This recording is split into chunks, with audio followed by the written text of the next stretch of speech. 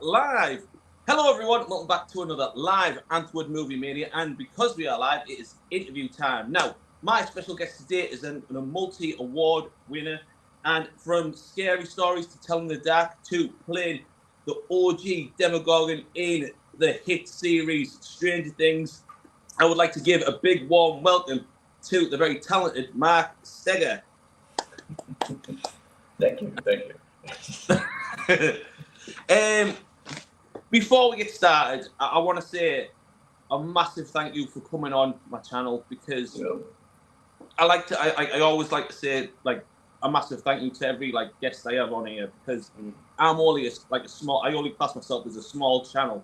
So to have big people like you to come on and talk about your careers and everything, it means a lot to me that you're just taking your time out your day and you're coming on and just talking to me. So a big thank you. Oh, it's my pleasure. Thank you for having me. Appreciate it. So my first question of the day is, how's your morning going?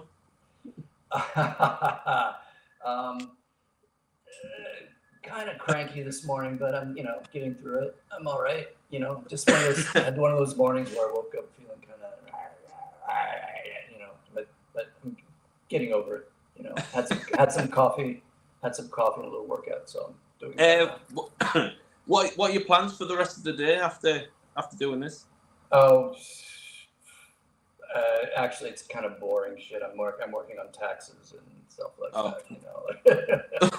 Which right now, the idea of this particular government taking any of my money is just really, just amongst the other things that have me pissed off. It's it's like what am I doing? Anyway, that's a whole other discussion. That's fair enough. I'm sure you can. I'm sure you're all witnessing the bin fire from over there, right? Oh yeah. It's awful. It's awful. Keep it all positive. Just try and keep it positive. No, I'm optimistic, but it's like I'm pissed off too. So there you go. Fair enough. Right, so just take us back a little bit. At what age did you realise you wanted to be an actor? I never made that decision or really had that realization. I don't think. I was always, I'm doing the same thing I've been doing since I was a kid. I used to make Super 8 movies with my friends. I used to do animation. I was a Ray Harryhausen fan. I'd make these little stop motion figures and animate them. Just kind of found this continuity between my childhood and my adult life, basically. It's on a different scale now, obviously, but I've always wanted to be a filmmaker. I've done pretty much just about everything behind the camera as well, except for sound at this point. But I also work. One of the things I do professionally is I work as a choreographer and movement director as well, which I did for American Horror Story Coven that season, and then I Am Legend. I also developed the character behavior for that. A few other things. So that's I have my hands in quite a few other things. I also worked professionally doing animation in San Francisco in the early 90s at a studio called Colossal Pictures. We did a lot of the early MTV stuff. A lot of station IDs, and then we did some animation. We worked on music videos and commercials, but we did a lot of animation. There was an anthology animated series called Liquid Television. It's kind of a classic animated series. The original Eon Flux cartoon was in that. That's one thing people would recognize that from. So I was doing that. At that same time, I was starting to work in experimental theater. This is all in San Francisco, and that informed the film work. The animation was informing the movement, and the movement was informing the film work, and and then I spent about 17 years touring around the world with my company, Osseous Labyrinth, my partner and I at the time, and we're performing in environments like castle ruins and treetops and the LA River. We did a big show in the LA River where we hanging off the. You gonna be all right there, Ant? Yeah, I'm all right. Yeah, it's just a bad cough. I do apologize. No worries. I'm just worried about you a little bit. I'll try to get my best. Right, on screen, do you feel you can express yourself more being like in prosthetics? That's a really good question, actually. In some ways, yes and no. In some ways, it frees you up when you're in the. I work with the best, the most amazing people in the business. I've worked with all the, most of the special makeup effect shops here in LA, and like we were just talking about before we came on the air, my buddy Mike Hill, he did the Pale Lady in Scary Stories to Tell in the Dark, and he also did all the special makeup effects for the new Frankenstein, for Del Toro's Frankenstein. These are the kind of people I work with, and when I see, I come up with ideas for the character, for movement and behavior before I actually get in the suit or makeup or whatever it is. I'll see designs and I'll talk to the directors maybe, and I'll come up with some concepts. But it's not until I'm actually in it that I fully understand the character. And something about being masked in a mask, it's not, I mean, mask is a broad term I'm using. Usually it's more complicated than a mask. It's like prosthetics and paint and stuff.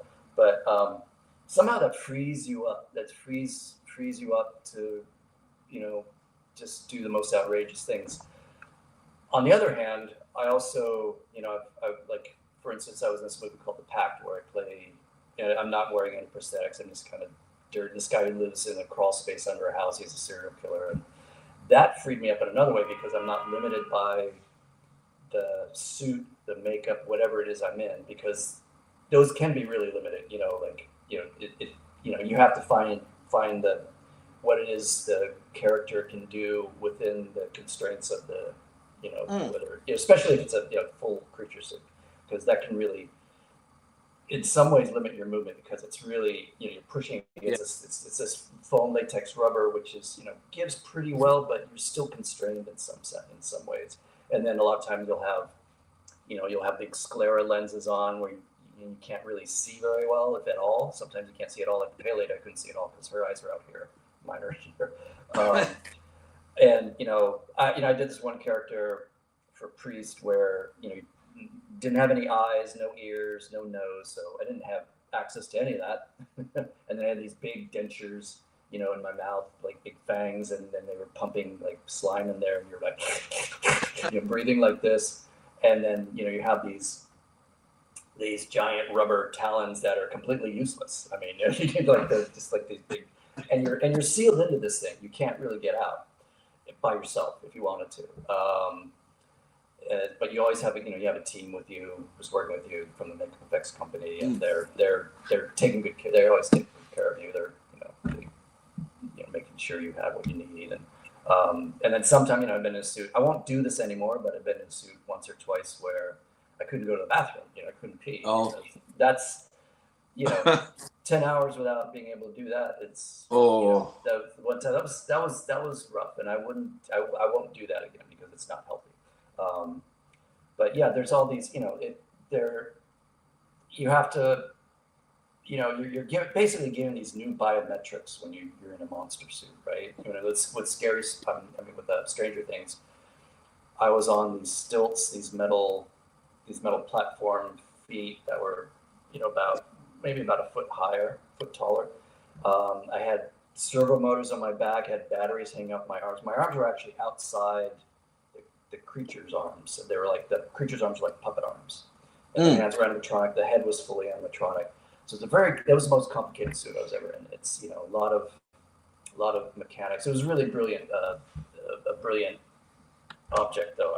I keep hoping someday we can take it to conventions, because I think the fans will love that. Especially they see the animatronic head. It's just like, it moves like an octopus. It's so incredible. In the show, you just kind of see it goes like that. But the guy who designed and built it and programmed it, Mark Satrakian, is kind of a mechanical genius, and he can make it. Just program all these different movements into it. I mean, really, it's incredibly articulated. So yeah, there's all those things that that come into play, and so the answer to your question, it's a long-winded answer, but to answer your question is yes and no. It's in some ways it frees me up, in some ways it limits me what I can do. But I enjoy it. It's fun, and I work I work with the best of the business. These guys are so guys and gals are so incredible who make these things. Conceive of them and and then execute them. They're incredible sculptors, and it's really, I'm really like feel really fortunate. All right. What do you prefer more, being in front of the camera or being behind it? That's a good question too. I mean,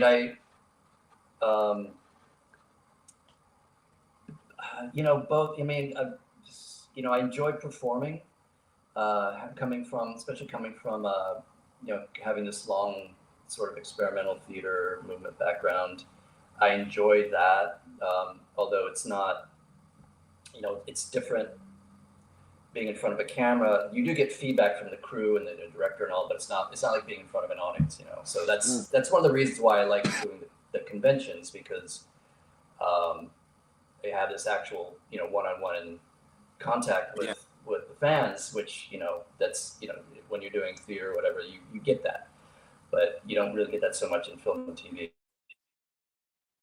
So when I first started doing conventions, I was like, it kind of didn't sit right with me. Like, people are going to pay me for my autograph. I was like, that didn't. But then you realize how much they value meeting you and talking to you, and I really like the interaction. So I mean, there's that aspect of the performing, in front of the camera, and I just enjoy it. I enjoy inhabiting these different characters, but I really love being behind the camera and seeing the overall, and having just being in control of. I just made a short film, and being in control of everything else. The camera, and just framing, and it's to me that, and it's just like this huge collaboration that I really love.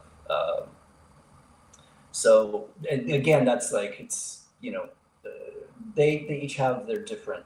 They're very they're both very different. So I enjoy them both equally. I can't say that I prefer one of them. I think maybe I'm leaning more now at this point, leaning more towards being behind the camera. That's a fair enough answer. Like, you enjoy, you just enjoy it all. I enjoy, there's nothing I love more. There's nothing I love more than being on set. I just love being on set. I just find so much joy in that. I know. I'd love to visit a movie like a TV studio or movie set. I think it just make my day, like seeing how everything how it all happens from bit to bit. Yeah, I think it'd be so interesting to just to see how it's all done. It is. I mean, it is, and especially on a show like I had a small part in Del Toro's Frankenstein, and just the sets on that were so incredible. And it's old school movie making, right? It's like huge sets and elaborate costuming, and just it was so fun to be on that and just be part of that. When I first got to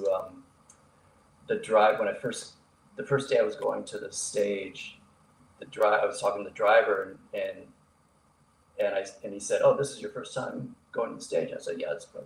I said, "Oh, so you haven't seen the ship yet?" So we got to the lot, and on the just in this huge, I guess it's just a huge parking lot out, but it's like they had built a ship. It's like a ship was built on the lot, and it was on a gimbal, and had the backside of it had these two giant hydraulic pistons that made it rock. I don't know if you've seen the film, but you'd understand why it was doing that if you saw the film. But it was a ship. It was like a 1800s sailing ship. I just the kid in you, just when you see that kind of stuff, you're like, wow. So it's really, and Del Toro is just so fun to work with. He's just he's great. He loves what he does, and he's so good at it. He's just such a charming, gracious person too. Yeah, I'd seen someone put, I don't know if it was like Del Toro himself, where he posted loads of pictures of inside his house, where it's just got all these like incredible props everywhere. I was like, Yeah. I was like, I'd love to have that, but my wife wouldn't allow it. So. Oh, why not? Oh, I have it in my garage. Like, I have a full movie set up in my garage. Oh. So like I'll once the interview's over, I'll send you a picture of my full collection. Yeah. I'd like to see that. So you're a filmmaker too. You're a filmmaker. Oh no, I just do YouTube. Like I do YouTube. I don't do. Okay, got it. I'm not a filmmaker. I just do like collection videos and interviews and stuff like that. I don't. But I just do this because I have fun doing it. Like I love to do it. Yeah, that's a good reason to do it. Yeah. I don't do it for like money or fame or anything. I do it because like learning about people's careers like yourself. Like I find that interesting. So like I have fun like learning about people's careers and just love for movies. I've always loved watching movies. So to find out like what people have been in and now everything about stuff. That's what I love to do. To do. Yeah. Well, you probably also are aware that a lot of time on a set is there's not a lot going on.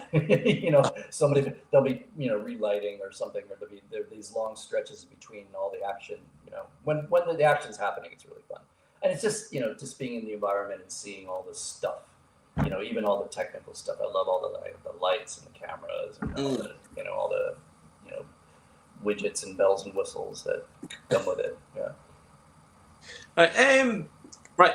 Moving on to scary stories to tell in the dark. I seen this at the cinema. Like I didn't know anything about it. Like I didn't read the stories before the film came out, so I went into it blind. Mm-hmm. So I didn't know. All I'd seen was a poster, and I went into it blind, and I thought it was incredible.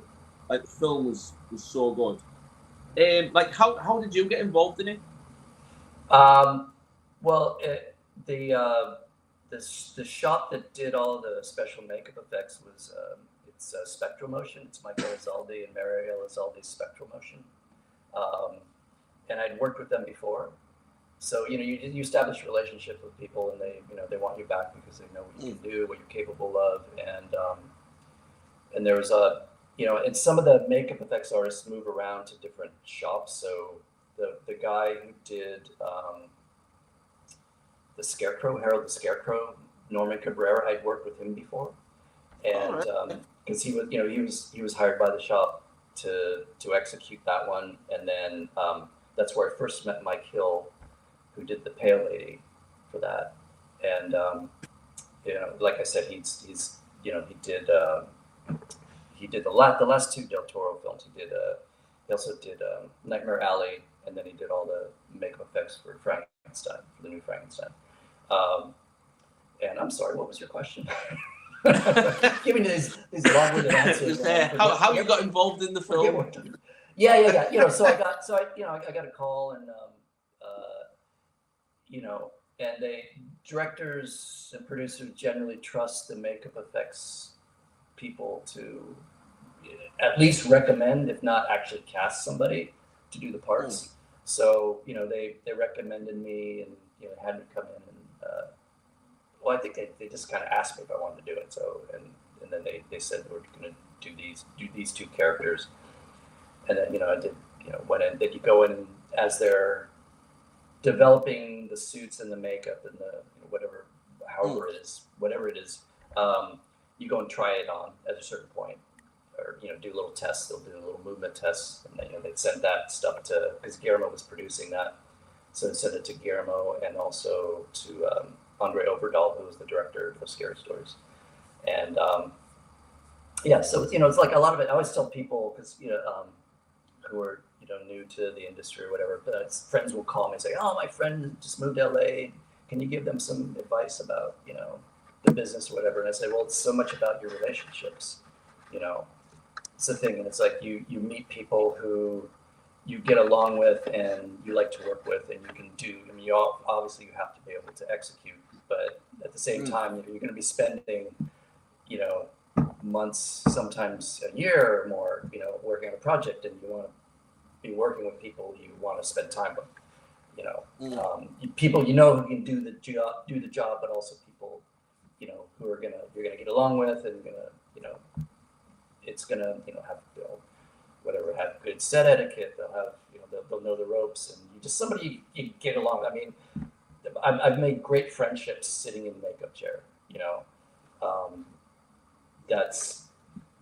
It's always one of the funnest parts to me. I mean, the makeup process can be kind of grueling sometimes, but you're with these people that are just so fun to work with, and so have great senses of humor, and you just like connect with on this really deep level, and that's one of my favorite things about what I do is the people I meet, the friends I make, and it's always a joy getting booked on a job and then discovering, oh, my friend Tobias is working on this too, or my friend Norman, or Mike, or whoever, all these different different cats that I've worked with, men and women.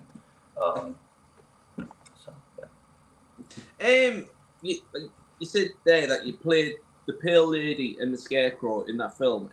How long did it take you, like, in makeup or like putting the prosthetics on? Like, how long did that take? Like, obviously, with you playing two characters.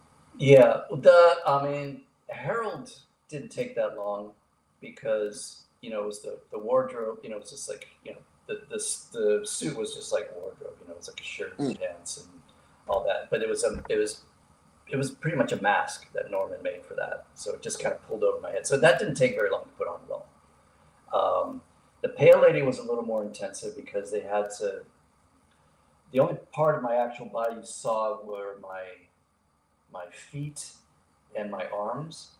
So they had to paint my arms to match the suit, and then they had to glue me into the head. But it wasn't, I'd say that one was probably like an hour and a half, maybe. I don't remember exactly. I know people are always disappointed. Oh, it was only, that was, like with Stranger Things, it was because it was a suit. There was no prosthetics or body paint. That it was 30, 40 minutes to get into that one. But I've been in the chair for, I worked on this a Tool music video where we were supposed to spend the first 8 hours of the day getting in makeup, and then 8 hours shooting. And they used the whole 16 hours just to do the makeup, and they didn't finish. So I had to go home and sleep in it. And then the next morning they spent 8 hours finishing it, and then we shot for 8 hours, and then I think 4 nights in a row I had to sleep in it, and every morning was a couple hours, like 3 or 4 hours of touching it up, because it starts to flake off a little bit and get funky. So I've definitely been in the chair for long periods of time. 4 hours, 6 hours isn't unusual, depending on the character. Oh my God. What was Andrea, the director, like to work with on that film? Andre was great. Yeah, I really liked him. I really respect him a lot. He always had, he'd give you direction and explain his reasoning behind it, which I really respect him. He had, like a lot of directors don't, not a lot, many of them don't know what they want. They would just want you to show them something, and sometimes they still have trouble making a decision. But Andre knew what he wanted, which that's helpful, for me. Because sometimes he's just like, what is this? How about this? Like this? What I'm doing, like,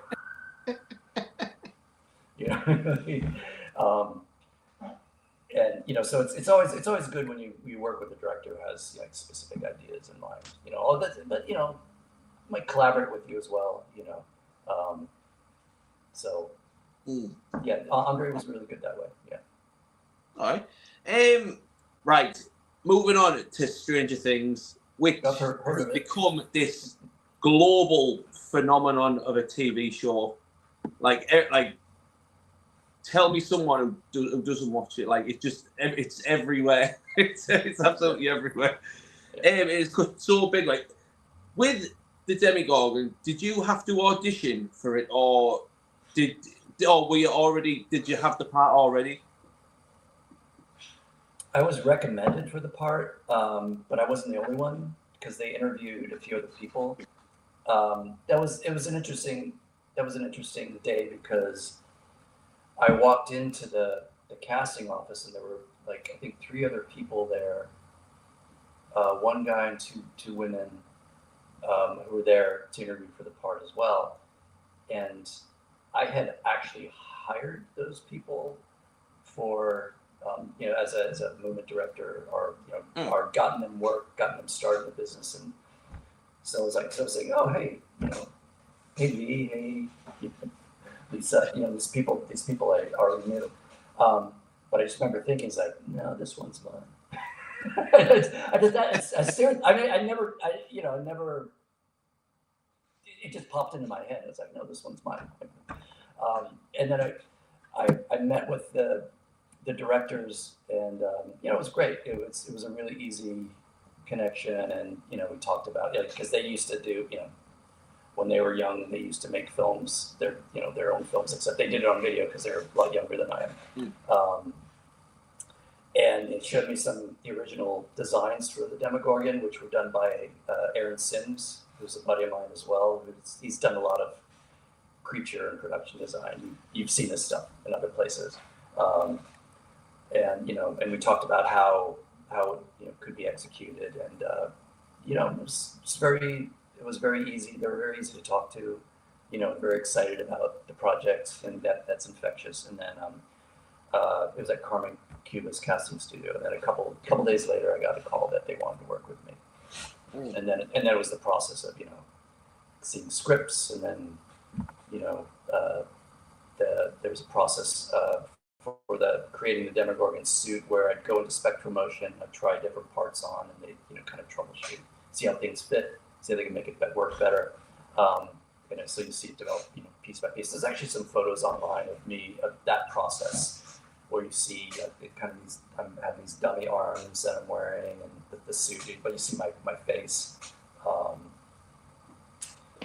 And that was actually felt kind of luxurious, the amount of time we had to actually develop it, because a lot of times you get to try it on once and that's sort of it.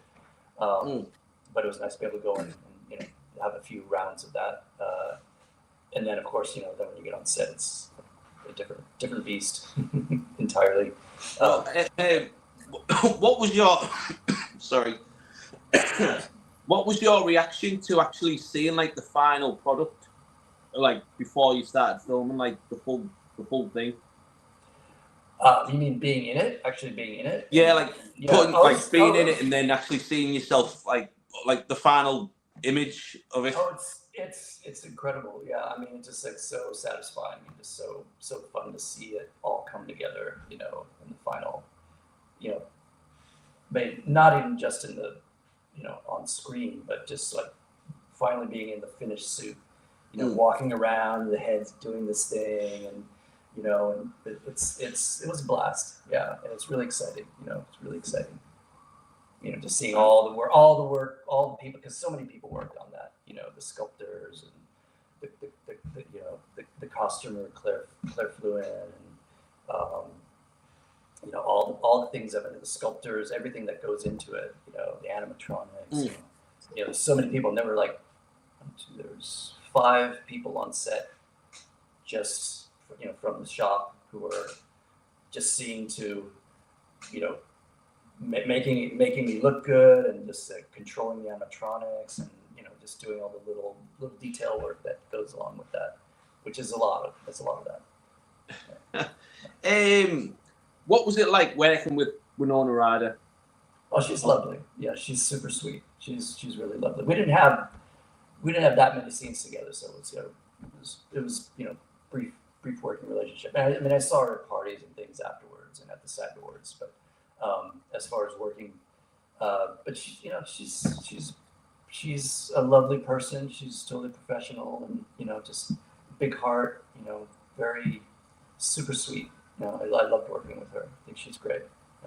And also she's that woman that I kind of grew up with to some degree, because I'd seen her in so many things before I actually worked with her on that. All right. Okay. I didn't know that. Yeah. All right. Right. So I was born at the back, like in '87, the back end of the '80s. So obviously you lived through the '80s. What was it like? It's not as great as people think it was. I mean, the '80s were, honestly, my experience of the '80s is probably different from a lot of people because I wasn't watching a lot of Hollywood films at the time. I was watching a lot of like world cinema, foreign films. I was really getting into that, getting my film education and enjoying that. And I was, going to a lot of shows, seeing a lot of live music in the '80s. And I moved from San Jose, which I basically grew up in what's now Silicon Valley. It's a very different place than where I grew up. Back then, there weren't as, there wasn't tech everywhere. There was a few shit like Atari. There was Atari.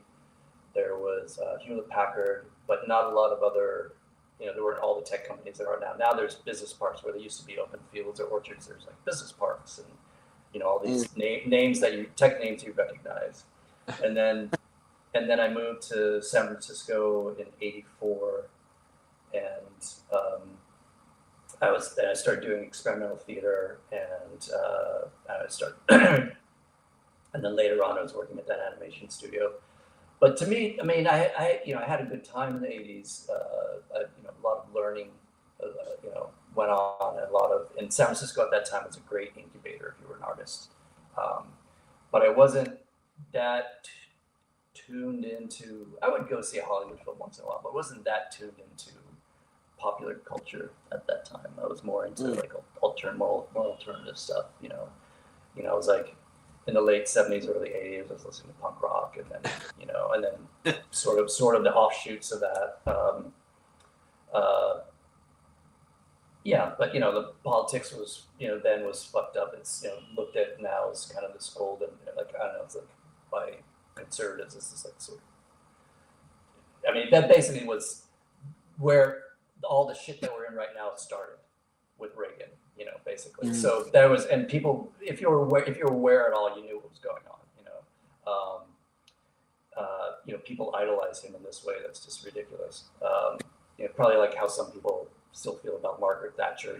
Like just it was awful too. She was awful too. But they were in cahoots. So there was that part. The culture, like there's this. There's sort of John Wayne mentality back then, and a lot of the popular culture. I like with a lot of the popular. I don't know. Just this. There was this kind of. People look back and think it's all like Stranger Things, and it was fun and all the music and all this stuff. But there was some darkness too at that time for sure. With the sets on Stranger Things, in your opinion, did they get it right? In some ways, yes. In some ways, they got it very right. I mean, one of the things that really impressed me when I saw it was like, oh, they a lot of shows will do, or movies will do these sort of things set in a certain period, and all you would see would be, like cars from the '80s, clothes from the '80s, this kind of things. But people in the '80s were still wearing stuff from the '70s, and they were driving cars from the '70s and '60s, and so you have to kind of mix it up. It's not just like everything can't just be '80s. In the set design and in the production design and art direction, and the music as well. The music, and I love hearing a lot of music because it's stuff a lot of it's stuff I used to listen to. And I saw, in the last season where Charlie Heaton's wearing a fall, a shirt with the fall on it. That was one of my favorite bands. I don't know if you're familiar with them. They're an English band. And there's some of the other music that I was listening to. Some of it I wasn't. Also, they used some music that I really didn't like, but that's good because there's a lot of stuff going on then. So they should be using Africa by Toto, whatever. So they did a really good job with that. Yeah. There's certain things like I remember even in the first season. There's things. There are a couple lines like kids would say. I was like, nobody said that back then in the 80s. You know, that sounds it's totally contemporary, you know, line that somebody would say. Yeah, so, but generally, it was, yeah, they did really well representing that period. All right. Now, the cast of Stranger Things, like all the kids in it, like Millie Brown and the rest of them, have gone on to be like mega stars. Yeah. But you have like watched them all grow up like through the seasons. Yeah. Like, what's it like for you? Like, what's it been like to see them evolve into like the people they are today?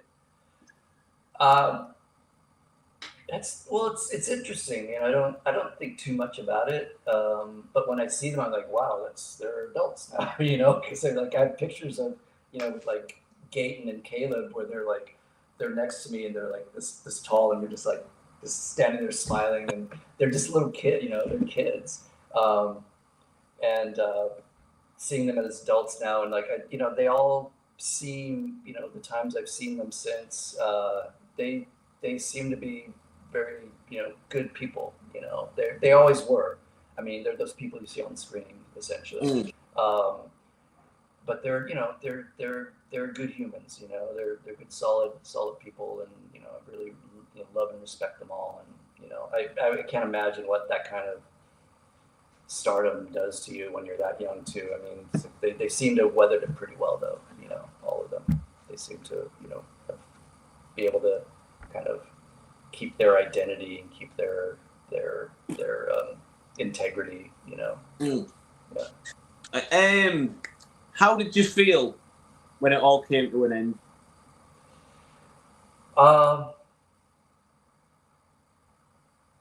You know, honestly, I was traveling and working so much. It didn't really.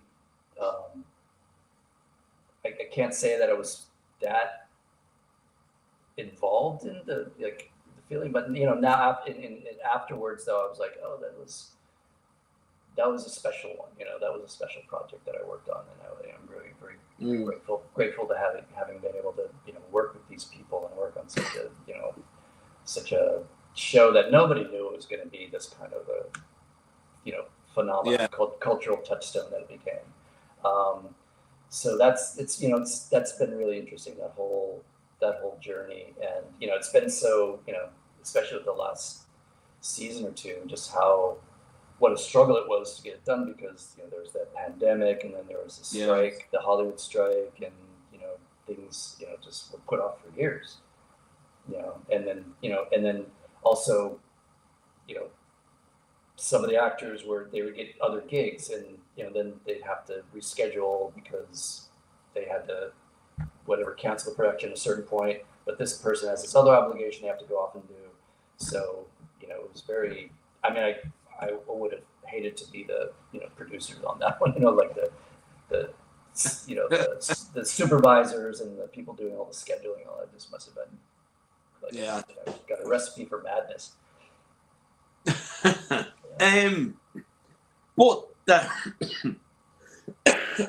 Sorry. Yeah. But there has been rumours that there is going to be a spin-off season, like a series, like all these different things in the Stranger Things world. Could we see a return of the demogorgon? Maybe. That would be swell. You know, I don't. Because there might not be just one out there. You know. Yeah, I don't know what their plans are at this point. I'm sure there'll be some spin-off. I imagine they want to do other things as well. The Duffer Brothers. I'm sure they have other things they're, you know, on the burners. But I can't imagine that. You know, it's such a huge show. I can't imagine they're not going to try and, you know, do something else with it. Yeah. That's all I can say. I don't have any idea. No, I don't have any idea what's going on with it right now. You know, what spin-offs or anything. Right, so finally, with going to these like horror cons and all these conventions, like personally, what does it mean to you, like meeting the fans? I know you mentioned it a bit earlier on, but what does it mean to you, like that the fans like want to come up, want you to stand things, want to hear these stories? Like that's one thing I love about doing these live interviews, because I get to hear like all these different stories about everyone's careers? Like, what does it mean to you that you get to express yourself to all these fans? Yeah. I mean, it's great. Like I said, I really value that experience of being able to connect with the fans in that way. And when I first started, my agent first suggested I do them. I told you it didn't sit well with me. It's like, I'm going to charge people for my autograph. That just seemed weird and kind of mercenary. But after I did the first one or two, first one I didn't know what to do. I was like, I didn't have any photos of characters or anything. I just had some headshots. But after meeting the fans, and talked to, just the first con or two, I'm just like, oh, this is important to them, and it became important to me because just to be able to have that connection with people is something that I always valued. And you get asked a lot of the same questions sometimes, or just a sort of a vague, like, what was that like?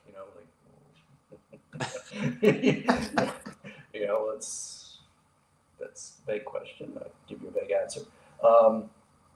But I try to answer as best I can. Give them something meaningful, say something meaningful about it. But sometimes they'll ask a really interesting question, and then you have these great conversations with people. It's really rich, and I find the fans to be very smart and generous, and just excited, and just fun to talk to and hang out with. So yeah, I really appreciate it. Yeah, it's been an interesting part of my life. Yeah, for sure. Oh. And then doing these things too, doing like speaking to people like you. It's really, yeah. Well, look,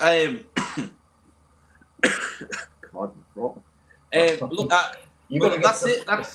You've answered all my questions. I want to again say a massive thank you for coming on. It always means a lot to me that people like yourself take your time out your day, when I know it must be, you must have a hectic schedules all over the place. So again, I want to say a massive thank you for coming on and just shooting the breeze with me. Yeah, my pleasure, Anthony. This is great. Anth. My pleasure. Yeah, Anth. Yeah. Just call me Anthony, Anth. Just not Tony. I hate Tony. Okay. I won't call it. Anyone who calls me Tony, they get that. I keep looking at your name and it says Antwood. Yeah. I keep thinking of the Antwood, I don't know if you know that band. Oh, no. Anyway, yeah, so this is a pleasure. Thanks very much for having me.